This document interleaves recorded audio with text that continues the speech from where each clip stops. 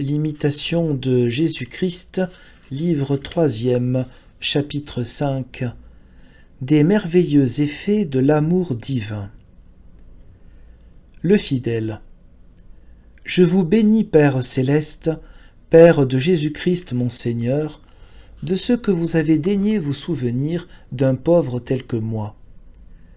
Ô Père de miséricorde et Dieu de toute consolation. 2 Corinthiens 1:3. Je vous rends grâce de ce qu'il vous plaît quelquefois de me consoler, quoique je sois indigne de toute consolation.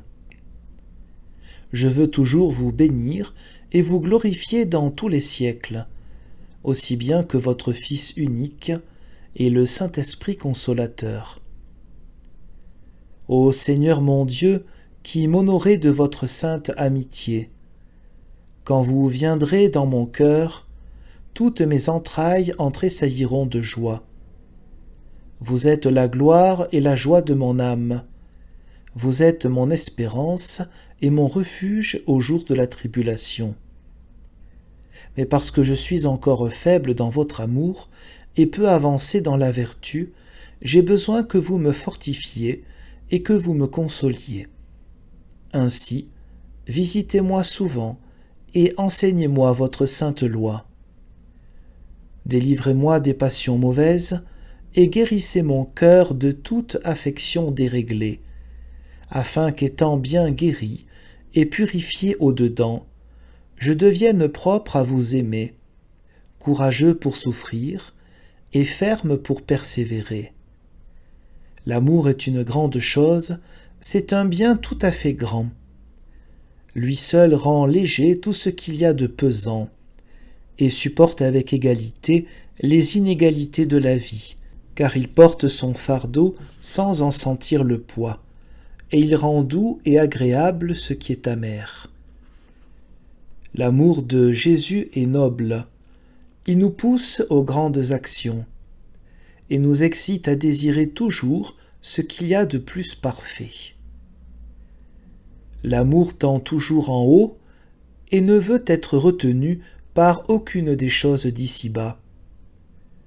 L'amour veut être libre et dégagé de toutes les affections mondaines, de peur qu'elle n'arrête ses affections intérieures, de peur que quelque avantage temporel ne l'embarrasse, ou que quelque incommodité ne l'abatte.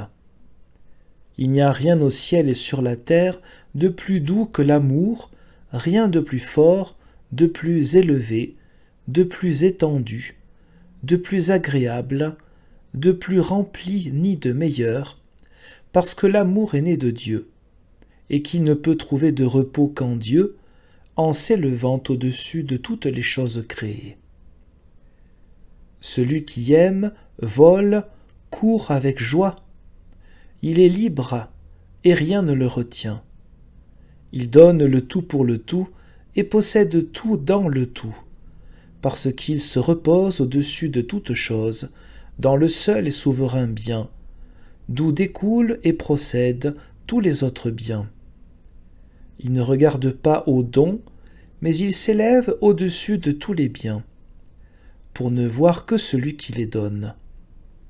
Souvent l'amour ne connaît point de bornes, mais son ardeur l'emporte au-delà de toute mesure.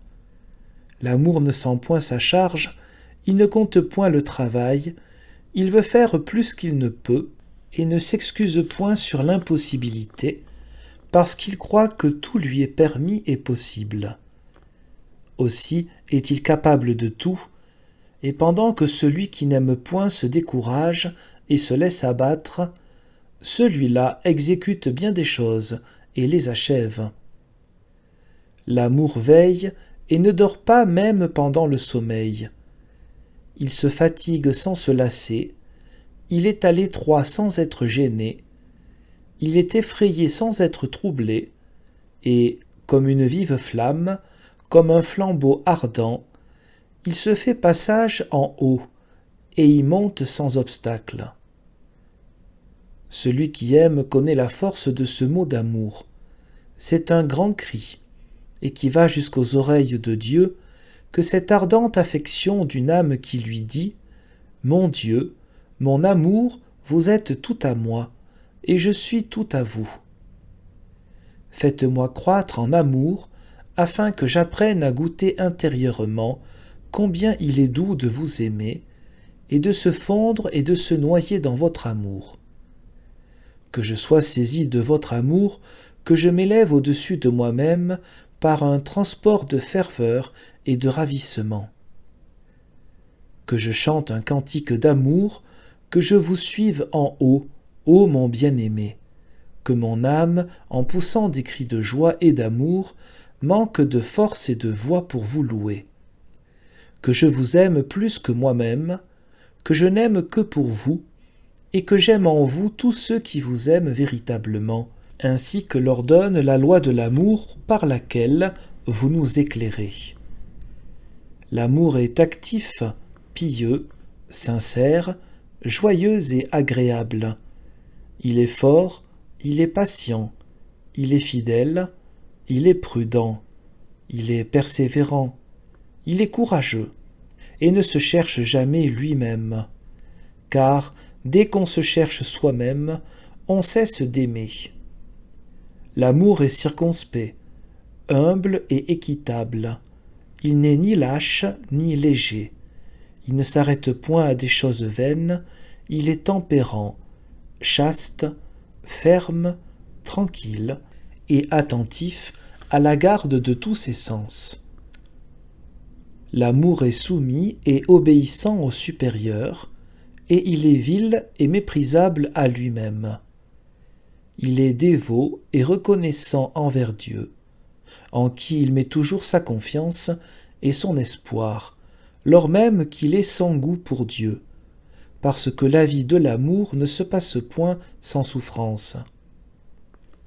Celui qui n'est pas disposé à souffrir toute chose et à se conformer entièrement à la volonté de son bien-aimé ne mérite pas le nom d'amant.